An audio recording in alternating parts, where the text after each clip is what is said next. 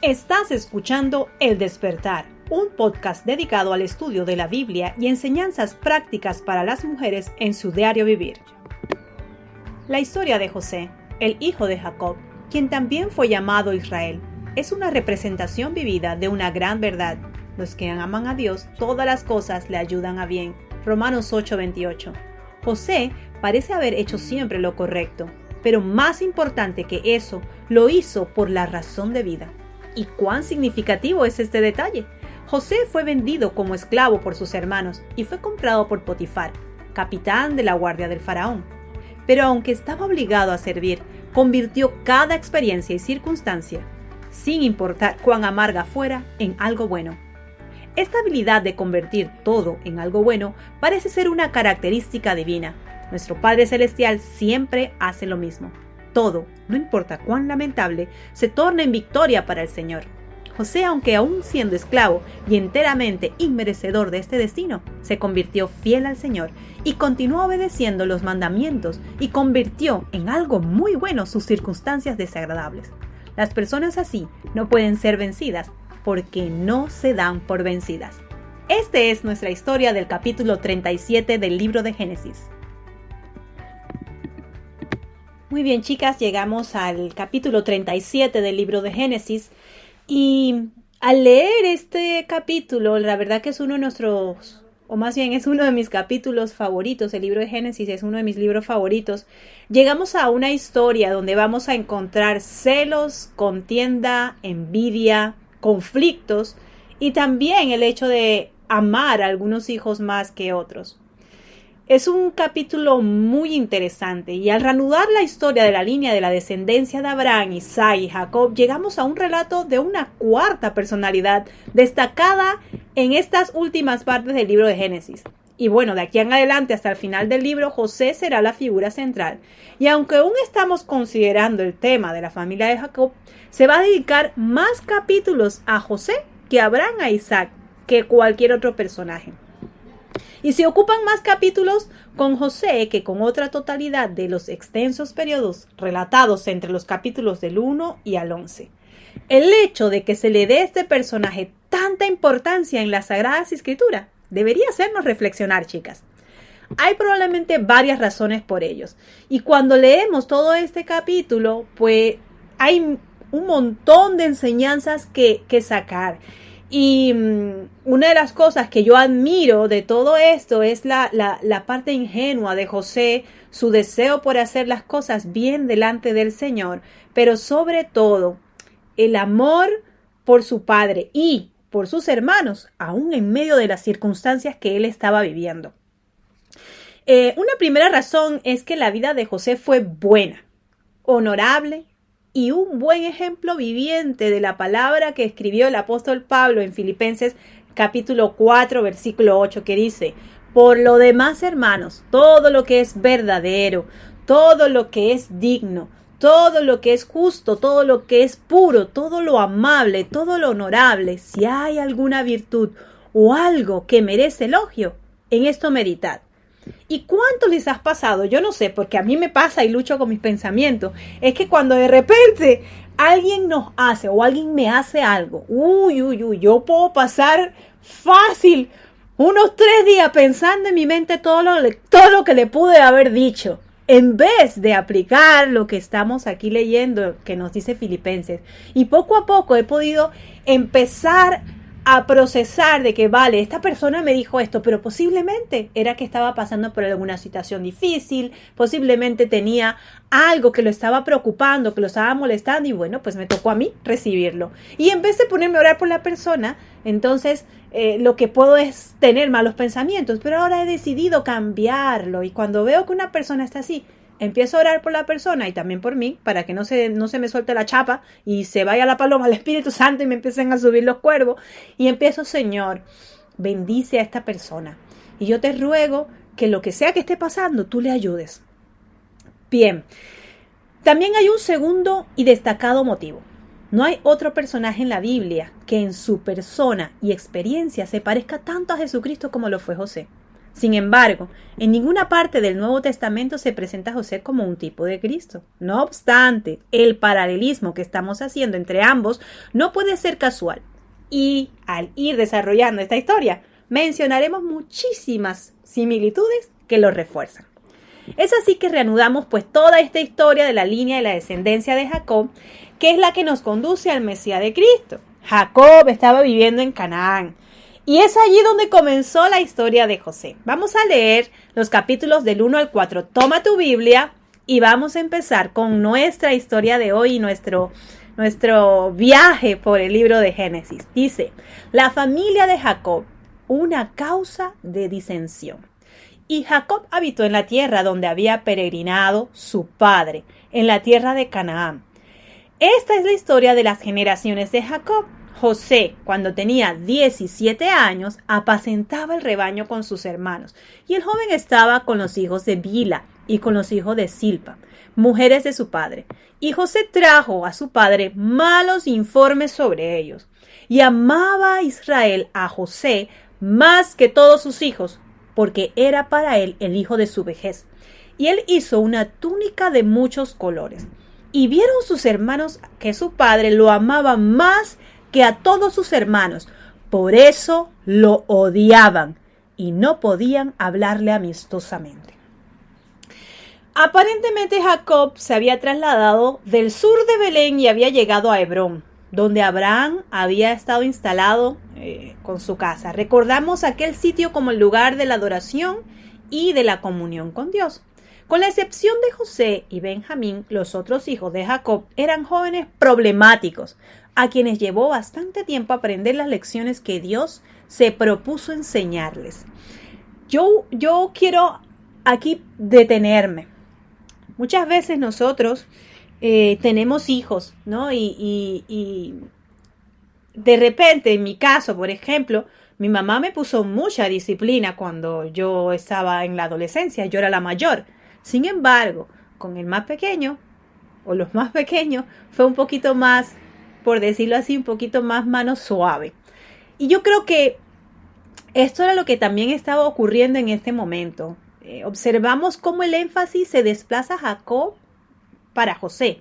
Cuando tuvo lugar, él tenía solamente 17 años. Era el hijo de su vejez. Él le amaba, lo tenía tal vez más consentido. Era el niño de la mujer que él amaba. Él tendría 17 años, como lo menciona aquí la Biblia, y era solamente un adolescente. Era tal vez el más joven de todos los muchachos que estaban en el campo apacentando los rebaños. Benjamín ni por ahí porque era demasiado joven y aún se quedaba en casa. Y vemos cómo José se fue donde su papá y no habló bien de los otros. Y por supuesto que a aquellos no les gustó el detalle y que seguramente lo consideraron un chismoso, un cotilla, un chivato, como quieran decirle. Y yo me imagino, ¿no? Yo creo que ustedes, algunos, si alguno ha tenido hermano pequeño que le diga, mamá, papá, mira que Sarai o el nombre que te quiera poner está haciendo tal cosa. Uy, tú te imaginas el coraje que uno agarraba cuando tu hermano te echaba al agua, por decirlo así, tú lo querías ahorcar.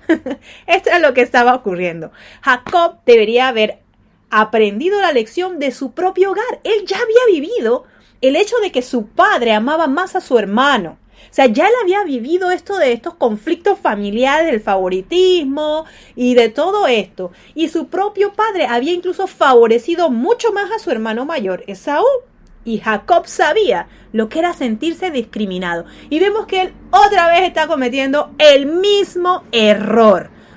Sin embargo, aquí él estaba cometiendo precisamente lo mismo. Podemos comprender sus sentimientos como yo le mencioné. Recordamos que José era el hijo de Raquel, la mujer al que él amaba y con quien vivió las experiencias más bellas de su vida. O sea que yo me imagino que cuando él veía a José, él recordaba a su mujer, así que lo tenía babeando. Con todo esto, y siendo cierto, su actitud era injustificable. Chicas, no debemos de hacer acepción con nuestros hijos. Debemos realmente amarles por igual.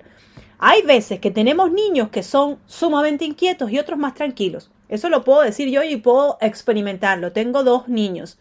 Tengo una niña que eso es un pan de Dios. Eso es tranquilísimo. Cuando ella estuvo pequeña, yo realmente no tuve ni siquiera que corregirla, porque es que era muy tranquila, muy obediente. Y tengo el otro extremo, que se parece a mí.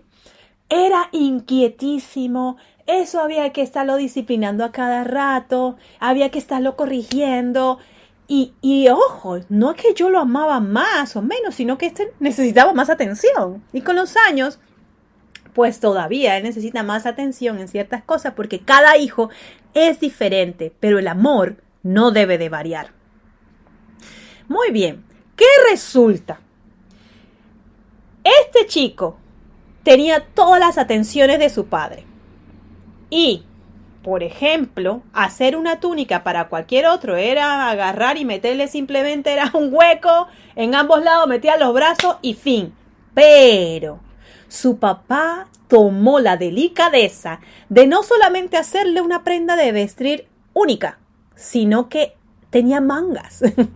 Este pequeño detalle, aunque usted dice, ¿y qué? ¿Una túnica tiene que tener mangas? Pues no.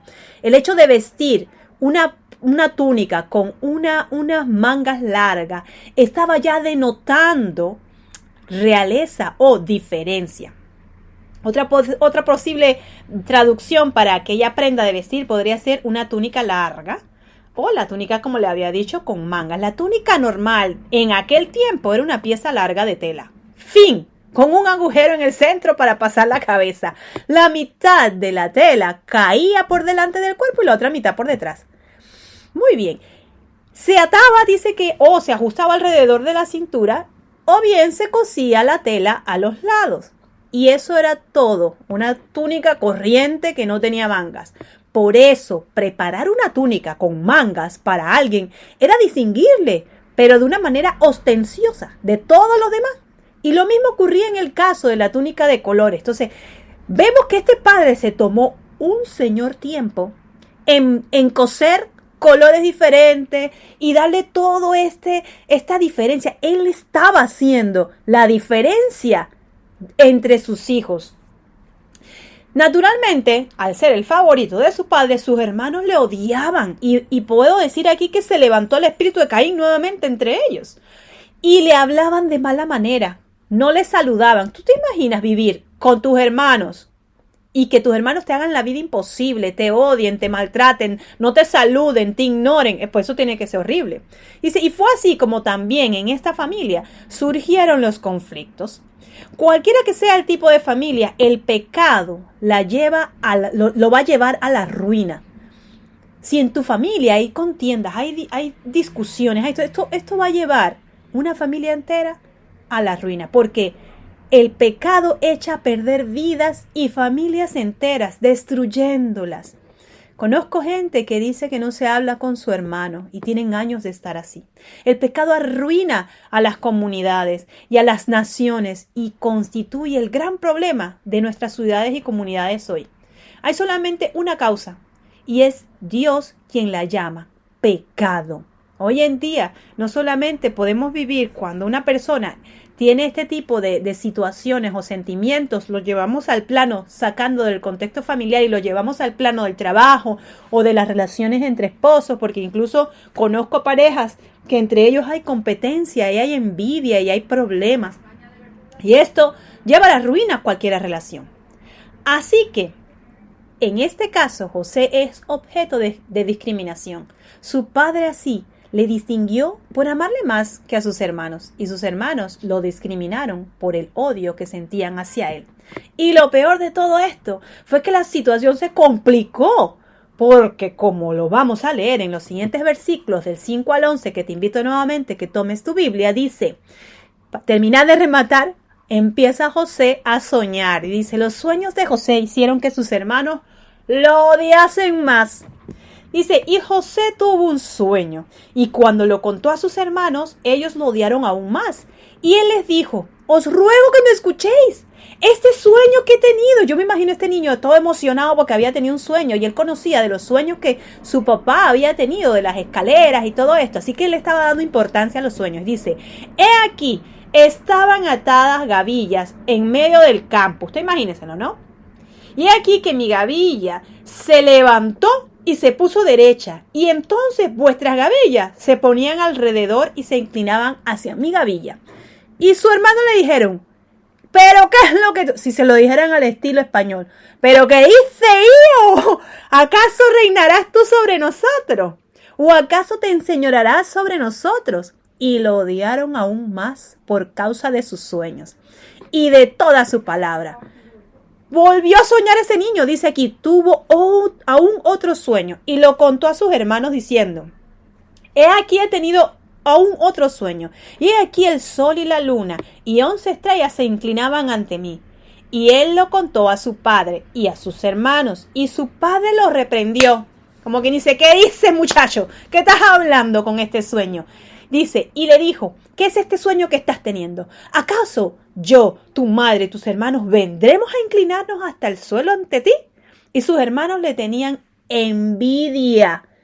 Pero su padre reflexionaba sobre lo dicho. Y yo quiero que ustedes subrayen ahí envidia, que les voy a comentar algo con respecto a esto. ¿Cómo podemos explicar aquí el comportamiento de José? Yo diría, si ya tú estás viendo que tu hermano te odia, muchacho, no digas nada porque es que te van a seguir odiando más. Él iba a su padre para contarle los chismes sobre sus hermanos, sabiendo que así alimentaba el odio hacia él. Yo creo que en realidad él no sabía en qué mundo estaba parado ni con respecto a tanta maldad y menos esperándolo de sus hermanos. No tenía ni idea de que sus hermanos fueran tan malvados. Mi opinión en lo personal es que era un joven inocente e incrédulo, de pensar de que sus hermanos fueran a hacerle alguna vez daño. Es que yo creo que ni siquiera se daba por enterado de que sus hermanos lo odiaban. Con el tiempo llegó a saber tanto como los demás de las cuestiones mundanas y sobre el mal del ser humano contra su prójimo. Pero ese sería el caso mucho más tarde, no en esta ocasión. Podemos imaginarnos cuán protegido y mimado estaba José. Su padre concentró en él todo el cariño que había sentido por Raquel. Claro, al no estar la mujer, como yo les mencionaba, al morir Raquel, él lo que hizo fue volcarse sobre su hijo. Se había enamorado de ella a primera vista y había trabajado durante 14 años para poder casarse con ella.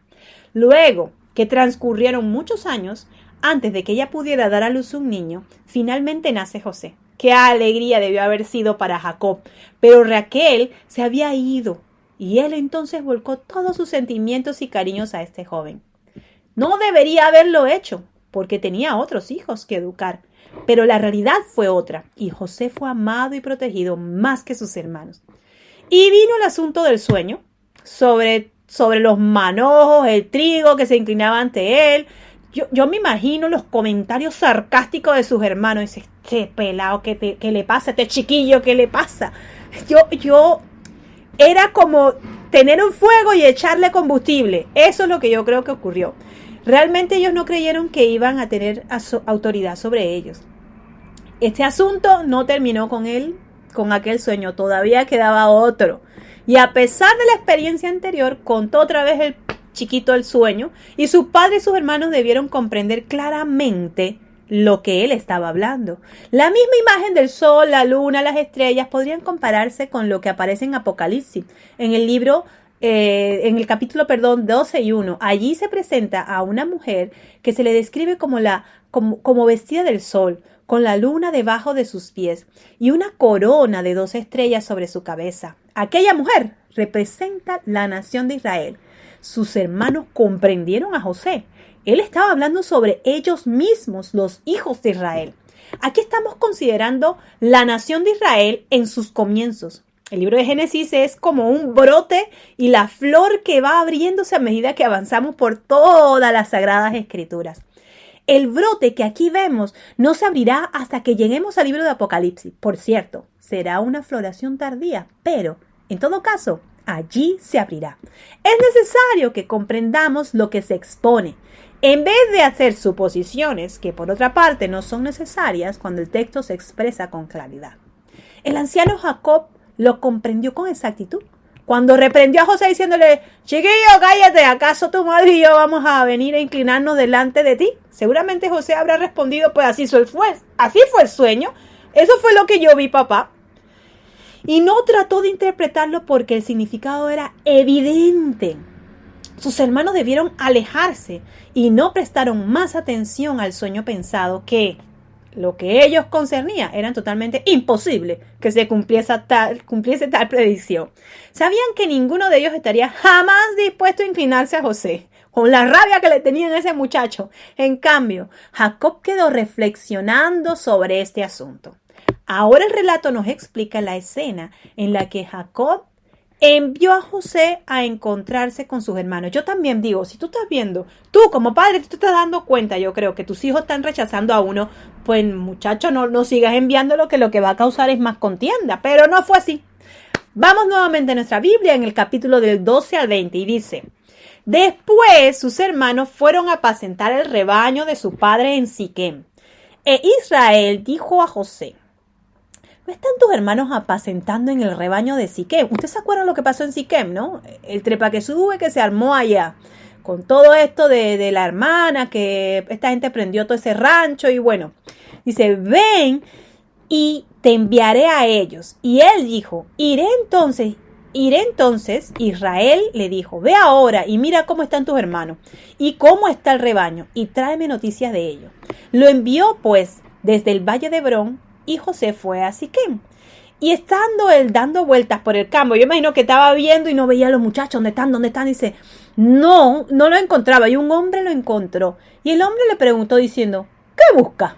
Y él respondió, busco a mis hermanos, te ruego que me informe dónde están apacentando el rebaño. Y el hombre respondió, se han ido de aquí, pues yo le oí decir, vamos a Dotán. Entonces José se fue tras sus hermanos y los encontró en Dotán. Cuando ellos lo vieron de lejos, yo me imagino la escena, muchachas, y antes que se le acercaran, tramaron contra él para matarlo. Y le dijeron, entre unos a otros se decían, aquí viene el soñador este. Ahora pues, vení y matémoslo, y arrojémoslo en uno de los pozos y diremos, mira, una fiera se lo devoró. Entonces veremos en qué quedan sus sueños. Yo me imagino estos hermanos todos así, que hervían para poder agarrarlo y hacer con él lo que querían. En aquel tiempo, Jacob y su familia vivían cerca de Hebrón, que estaba situada a más de 20 kilómetros del sur de Jerusalén, y Siquem a una distancia similar, pero en dirección al norte. Así que los hermanos de José estaban apacentando las ovejas bastante lejos de casa, o sea que pasaban buen tiempo fuera. Aunque entendemos que la tierra del petróleo abarcaban la totalidad de aquella extensa zona del pastoreo, miren, del petróleo yo estoy hablando otra cosa. Ante el pedido de su padre de que fuese a comprobar si ellos se encontraban bien, como José era un hijo obediente y que estaba siempre disponible, inmediatamente emprendió el viaje. Recorrió todo el camino desde Hebrón hasta Siquem, o sea, estamos hablando que era 20 kilómetros. O sea que a pie estaba bueno la caminata. Recorrió todo el camino desde Hebrón hasta Siquem y al llegar allí comenzó a buscarle, pero como era un terreno escarpado, no podía localizarle. Seguramente el hombre que le habló había visto a José pasar ya varias veces justo a su tienda y buscando a esta gente y preguntó, este chico, ¿a quién estará buscando? Dotán estaba situada bastante lejos. Estaba al norte de Siquem, o sea que estaba más lejos. Hacia allí se habían desplazado sus hermanos con los rebaños. Gracias a las indicaciones recibidas, acabó encontrándoles, pero hemos de destacar que Dios estaba preparando a José de muchas maneras para el futuro que le esperaba. También reconoceremos además de su obediencia, otras virtudes de este joven excepcional. Era obediente, había sido valiente al haber recorrido enormes distancias y completamente solo. También fue persistente. Vamos ahí poniendo, fue obediente, persistente. Pues no se detuvo hasta encontrarles. Y después de sortear los riesgos de tan largo viaje, se acercaba al más peligroso que sería para él, encontrarse con sus propios hermanos. La conversación registrada en los versículos que hemos leído nos revela cuán grande era el odio y los sentimientos de celos y envidia que albergaban hacia José. Y fue así que él, al verles mientras se aproximaban, comenzaron a conspirar contra él, con la idea de destruirle. Muy bien, en nuestro próximo capítulo vamos a seguir estudiando parte de la vida de José, cuya vida extraordinaria constituye una de las biografías más apasionantes, para mi parecer, de la Sagrada Escritura. Solo me resta añadir algunas reflexiones finales. Dice: los celos y la envidia son responsables de muchas tragedias y convulsiones en nuestra sociedad.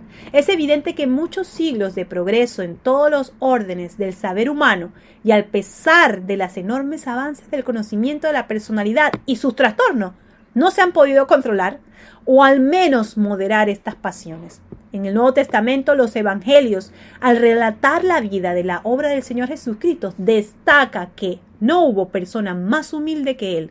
Sin embargo, los hombres impulsados por los celos y por la envidia le condenaron a muerte en la cruz. ¿Se acuerdan que les dije que les iba a explicar esto de los celos?